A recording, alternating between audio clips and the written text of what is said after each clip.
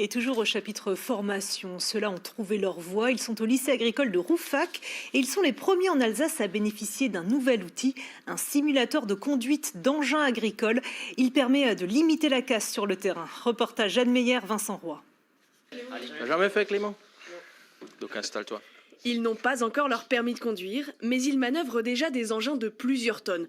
Pour l'instant, sur écran. Dans cet exercice, tu vas apprendre à déchaumer en ligne droite.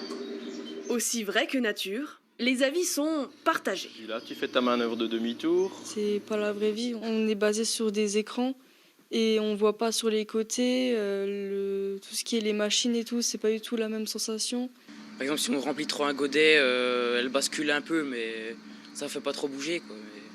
C'est bien pour la première utilisation quand on n'en a jamais fait, quand on n'a jamais conduit de vrais tracteurs ou de vraies moissonneuses.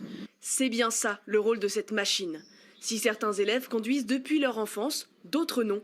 Il faut mettre tout le monde à égalité. Il y a effectivement beaucoup de jeunes qui viennent pas du milieu agricole et qui sont motivés par la conduite et par le milieu viticole ou agricole et où ce genre d'outil dégrossit vraiment une grande partie de l'apprentissage. Donc là, tu peux monter en vitesse, ouais. Tu peux augmenter ta vitesse, tu peux aller jusqu'à 10 km/h.